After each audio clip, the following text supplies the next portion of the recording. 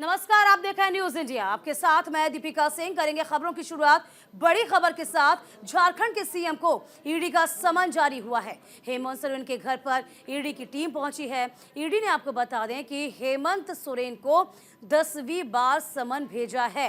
29 जनवरी से 31 जनवरी के बीच में ये पूछताछ होनी है। तो फिलहाल ये बड़ी खबर, ईडी ने 10वीं बार समन जारी किया गया है। हेमंत सोरेन को, झारखंड के सीएम को ईडी का समन जारी किया गया। हालांकि अभी कुछ वक्त पहले ईडी लगातार उनके घर पे पहुंची थी, उनसे पूछताछ कर रही थी, लेकिन हेमंत सोरेन ईडी के दफ्तर पहुंचने में हिचकिचाते हैं। ये 10वीं बार समन है। तो फिलहाल 29 जनवरी से 31 जनवरी के बीच ये पूछताछ के लिए एक बार फिर से समन जारी किया गया।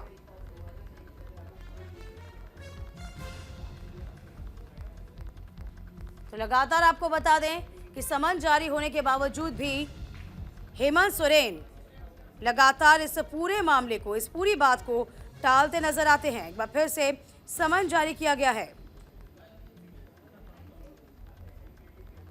तो जमीन घोटाले का पूरा मामला, जिसमें लगातार हेमंत सोरेन घिरते नजर आ रहे हैं। हालांकि आपको यह भी बता दें, दिल्ली में हेमंत सोरेन के घर पहुंची है टीम।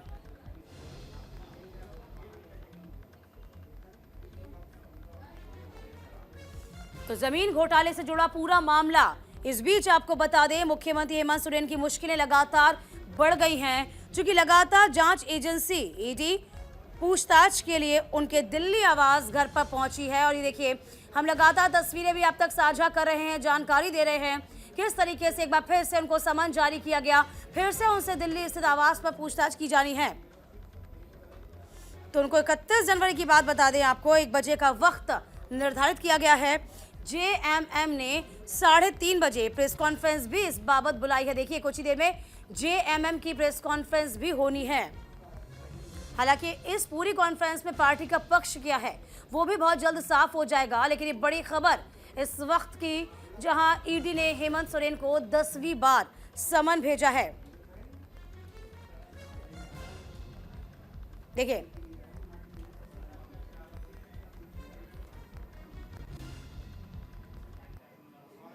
इधर बिहार में नई सरकार की कैबिनेट की बैठक होनी है। बैठक में 4 एजेंडों पर मुहर लग सकती है। 5 फरवरी को प्रस्तावित बजट सत्र रद्द हुआ। 9वीं बार शपथ लेने के बाद पहली बैठक है। तो बिहार में नई सरकार, उसके बाद कैबिनेट की बैठक के कई महीने हैं।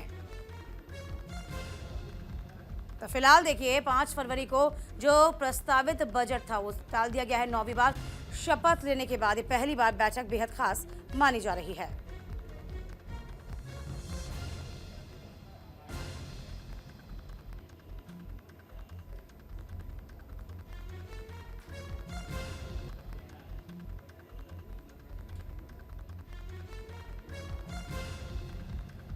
देखिए, नई सरकार की कैबिनेट बैठक खत्म हो चुकी है।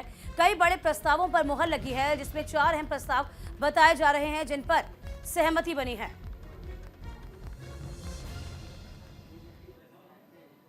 सरकार से बाहर होने के अगले ही दिन लालू पर एक्शन भी हो गया है। पटना में ईडी ऑफिस में 11 बजे पूछताछ जारी होगी। 3 घंटे से ये लगातार पूछताछ चल रही है। लैंड जॉब स्कैम मामले में पूछताछ की जा रही है। आरजेडी कार्यकर्ता लगातार प्रदर्शन कर रहे हैं। देखिए, एक तरफ सरकार हाथ से गई, इसके बीच में आपको बता दें कि अब अगले ही दिन से लालू यादव पर एक्शन भी कस गया। तो पटना में ईडी में ऑफिस में 11 बजे ये पूछताछ जारी है। फिलहाल आपको बता दें कि जो जानकारी मिल रही है, लालू यादव पर जो एक्शन है उसको लेकर पूछताछ लैंड फॉर जॉब केस में 11 बजे से ये पूछताछ चल रही है। तो लालू बेटी मीसा भारती के साथ पहुंचे थे। लालू को छोड़कर सीमा भारती ईडी के दफ्तर के सामने पूजा करने के लिए भी गई थी। हालांकि देखिए, मीसा ने लालू के लिए खाना भी पहुंचाया। और इस बीच यदि हम समर्थकों की बात करते हैं तो तमाम समर्थक इस वक्त सड़कों पर आ डटे हैं। मीसा ने मीडिया के सामने भी कई बातें कही हैं। देश की जनता सब जानती है, देश की जनता को सब पता है। तो ईडी ऑफिस के बाहर तमाम जो समर्थक है वो खड़े हुए हैं। इस बीच लालू यादव की बेटी का नीतीश पर हमला है। रोहिणी आचार्य का नीतीश पर हमला, जहां पापा को कुछ हुआ तो गिरगिट जिम्मेदार होंगे। ईडी और सीबीआई की होगी जिम्मेदार।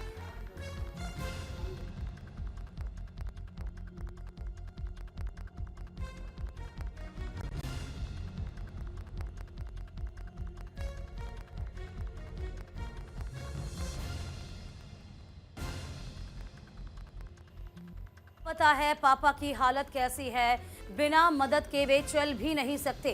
तो जैसा कि आपको बताया था, जानकारी दी थी कि उनकी बेटी पहुंची थी दवा और खाना लेकर। तो फिलहाल देखिए, सब कुछ पता है, बिना मदद के चल नहीं सकते।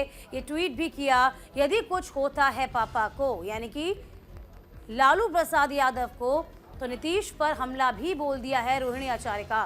नीतीश पर यह बड़ा हमला। तो पापा को कुछ हुआ तो गिरगिट जिम्मेदार होंगे, ये तंज कहा गया है, ये ट्वीट किया गया। तो नीचता की भी हद पार हो गई है। रोहिणी तमाम बातें कहती नजर आई हैं। सबको पता है पापा की हालत कैसी है, तो बिना मदद के पापा चल नहीं सकते हैं।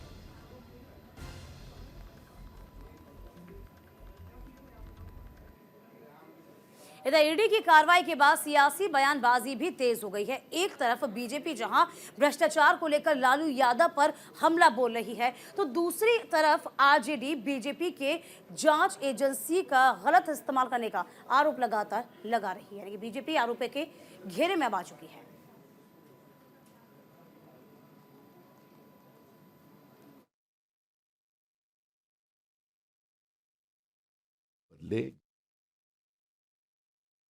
लोगों से भी जमीन ली, तो जवाब इसका देना पड़ेगा। इसका जवाब तो नहीं है, तो ईडी सवाल तो पूछेगी ना।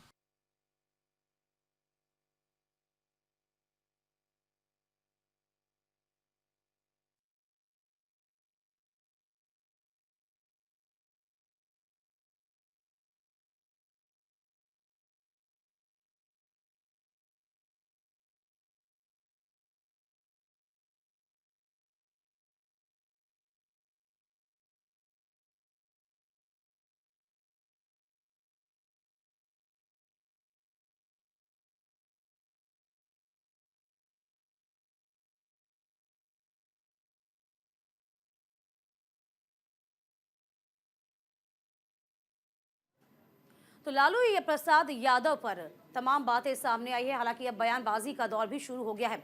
इस बीच बड़ी खबर आपको बता दें, सुप्रीम कोर्ट में ज्ञानवापी मामले में हिंदू पक्ष की याचिका पर सुनवाई हुई। सुप्रीम अदालत में हिंदू पक्ष ने लगाई गुहार। क्या कहा, जरा ये भी जान लीजिए। 19 मई 2023 के आदेश को रद्द करने की मांग की गई है। कोर्ट ने शिवलिंग के सर्वे पर रोक लगाई थी। शिवलिंग के वैज्ञानिक सर्वेक्षण की मांग की गई।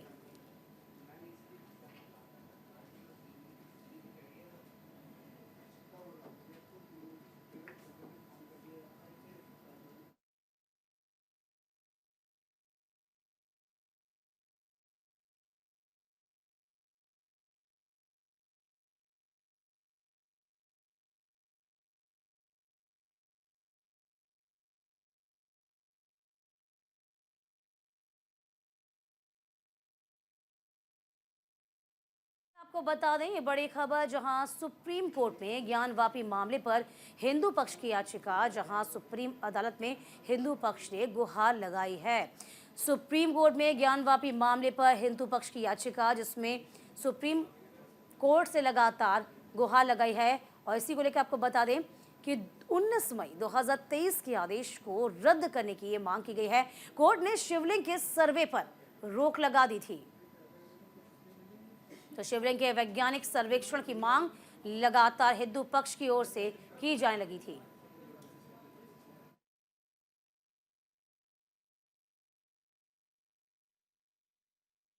करके 19 मई 2022 को एक आदेश पारित किया गया था कि जो वजू खाना उसको ड्यूली प्रोटेक्टेड किया जाए, और उसी के तहत हमारी मांग है कि उसको मामले को पुनः हमारे सुने जाए हिंदू पक्ष को, और उसमें ये निर्धारित किया जाए कि उसमें जो भी एएसआई की कार्रवाई अधूरी रह गई थी, अभी पूर्ण नहीं हुई, उसको भी किया जाए, और उस सील क्षेत्र को ओपन करके शिवलिंग को डिफाइन किया जाए एएसआई के द्वारा, और जो वहाँ पे ब्लॉक किया गया है वो सब अवयव और उस स्थान को मुक्त किया जाए।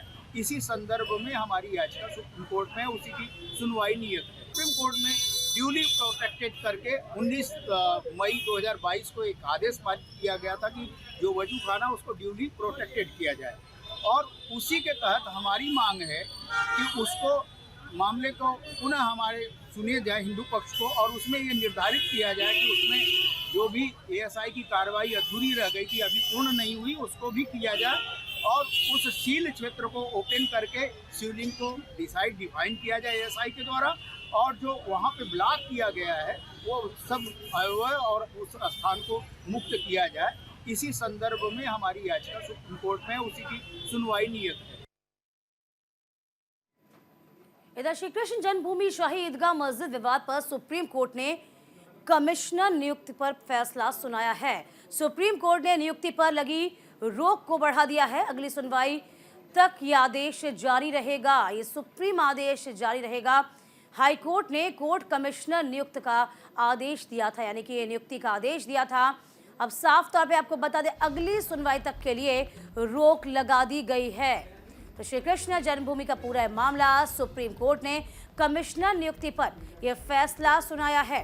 श्री कृष्ण जन्मभूमि शाही ईदगाह मस्जिद ये विवाद जो गहरा रहा है, जिसमें सुप्रीम कोर्ट ने कोर्ट कमिश्नर नियुक्ति पर अपना बड़ा फैसला और अहम फैसला सुनाया। सुप्रीम कोर्ट ने नियुक्ति पर लगी रोक को और बढ़ा दिया है।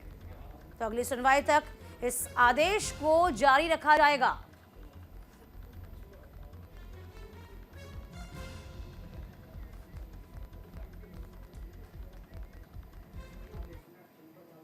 इधर सीएम योगी का अयोध्या दौरा। सीएम योगी ने अधिकारियों के साथ बैठक की है। बैठक में भक्तों के सैलाब पर चर्चा की गई। वीआईपी वीवीआईपी दर्शन पर भी समीक्षा की है। देखिए, लगातार जब से रामलला अयोध्या में विराजे हैं, यूं कहें कि भव्य मंदिर में विराजे हैं, तभी से लगातार श्रद्धालुओं के दर्शन का सिलसिला बढ़ता जा रहा है, और यही कहीं ना कहीं चिंता का सबब भी हो जाता है, क्योंकि व्यवस्थाओं को दुरुस्त रखना किसी चुनौती से कम नहीं होता।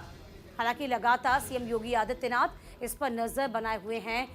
तमाम बड़े पुलिस अधिकारियों को उन्होंने कहा था, एडीजी सभी को कह दिया था कि आप तुरंत पहुंचिए अयोध्या, व्यवस्थाओं को संभालिए। इस बीच देखिए, सीएम योगी आदित्यनाथ लगातार अयोध्या का दौरा करते हुए जो भक्तों का सैलाब उमड़ रहा है, उस सैलाब के बारे में जानकारी लेते हुए व्यवस्थाएं दुरुस्त हों, किसी तरह की कोई अप्रिय घटना न घटे, इसका पूरा ख्याल सीएम योगी आदित्यनाथ रख रहे हैं। और देखिए, मीटिंग उस बात की तस्दीक करती है किस तरीके से तमाम अधिकारियों के साथ ये विचार मंथना की जा रही है। इधर यूपी से इस वक्त की बड़ी खबर है। विधानमंडल का 2 फरवरी से सत्र शुरू हो जाएगा। विधानसभा और विधान परिषद का सत्र शुरू होना है। सुबह 11 बजे से सत्र की शुरुआत की जाएगी। 6 फरवरी को बजट पेश कर सकती है सरकार। तो राज्यपाल आनंदीबेन पटेल ने जारी की है अधिसूचना। तो विधानमंडल का 2 फरवरी से शुरू होगा सत्र, जहां विधानसभा विधान परिषद का सत्र शुरू किया जाएगा। तो 6 फरवरी को बजट पेश कर सकती है सरकार। बड़ी खबर आपको बता रहे हैं।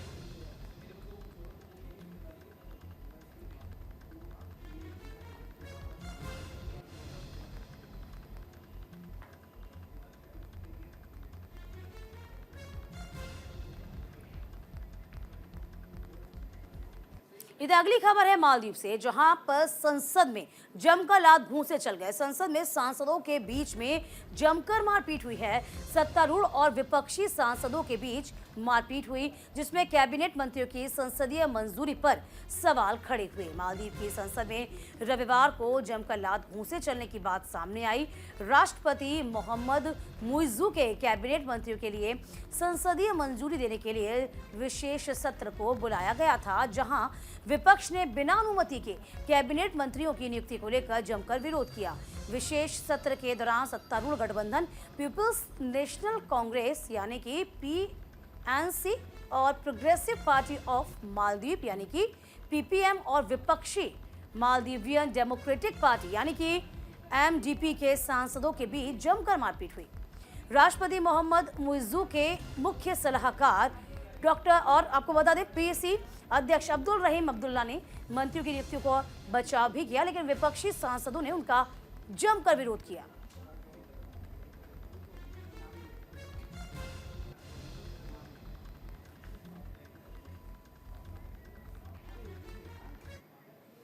इधर उत्तराखंड में यूसीसी से जुड़ी बड़ी खबर आपको बता दें। 2 फरवरी को प्रदेश सरकार को ड्राफ्ट अपना सौंपा जाना है। 5 फरवरी से विधानसभा का सत्र शुरू होगा। तो 5 फरवरी से विधानसभा का सत्र शुरू होगा और 2 फरवरी को प्रदेश सरकार यूसीसी को लेकर अपना ड्राफ्ट सौंपेगी। देखिए, इसके लिए बाकायदा जानकारी भी सामने आ गई है। तो ड्राफ्ट सौंपा जाना है, चूंकि लगातार यूसीसी को लेकर कहा जा रहा है कि उत्तराखंड में धामी सरकार बहुत ही जल्द यूसीसी को लागू कर देगी।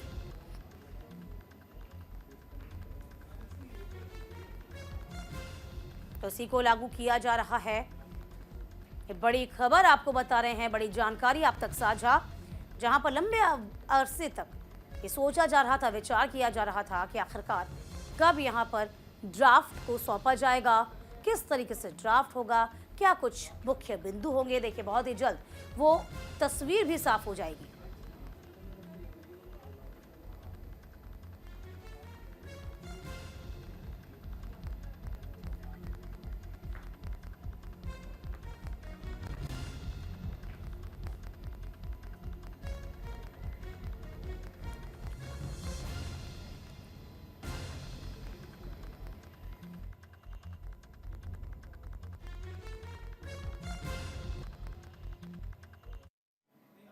इधर भारत ने की है पापुआ न्यू गिनी की मदद। जी हां, भारत ने भेजी है $1 मिलियन अमेरिकी डॉलर की मदद। ऑस्ट्रेलियाई वायुसेना ने पोर्ट मोरेस्बी भेजी है मदद, जहां पापुआ न्यू गिनी में भारत के उच्चायुक्त ने इस बाबत जानकारी को साझा किया। पीएनजी की जरूरतों के जवाब में ये ट्वीट किया गया है, जो बेहद मायने रखता है। देखिए, हमेशा से भारत अपने तमाम देशों की मदद करता आ रहा है, जो मित्र देश है उनकी भी मदद करता है। देखिए, आपको याद होगा कोविड काल, आप याद कीजिए किस तरीके से वैक्सीनेशन यहाँ बनाया गया था, तैयार की गई थी, और उन्हीं वैक्सीन को अपने जो मदद के तौर पर तमाम देशों को भी भेजा गया था। और इस बीच देखिए, न्यू पापुआ न्यू गिनी में भी किस तरीके से गार्ड ऑफ ऑनर दिया गया था। आपको याद होगा जब प्रधानमंत्री नरेंद्र मोदी पहुंचे थे न्यू पापुआ न्यू गिनी, तब किस तरीके से उनके पैर छुए गए थे, उनका अभिवादन किया गया था। और देखिए, ये मदद की बड़ी पेशकश है। तो पापुआ न्यू गिनी में किस तरीके से मदद की गई है भारत के द्वारा। भारत ने भेजी है $1 मिलियन अमेरिकी डॉलर की मदद। ऑस्ट्रेलियाई वायुसेना ने पोर्ट मोरेस्बी से भेजी है मदद।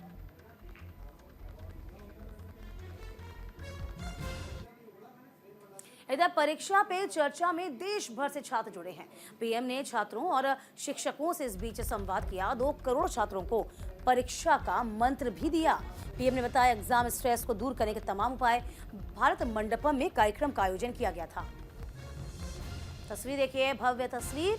इसी के साथ साथ बच्चों के भविष्य को लेकर प्रधानमंत्री कितने सजग हैं, ये बानगी हमेशा से सामने आई है। 2018 से संवाद का जो सिलसिला प्रधानमंत्री नरेंद्र मोदी ने शुरू किया था, वो सिलसिला हर साल की तरह इस बार भी जारी रहा। तो 7 साल तक यही मैसेज की छात्र, जो कि उज्जवल भविष्य है देश का, कहीं कोई स्ट्रेस ना हो, कहीं ऐसी कदम ना उठाएं जो कि जब एग्जाम्स आते हैं तब बच्चे डिप्रेशन में भी चले जाते हैं। नहीं, डिप्रेशंस को उबारते हुए, उनके टीचर्स से बात करते हुए सभी के सवालों के जवाब भी प्रधानमंत्री नरेंद्र मोदी ने आज दिए।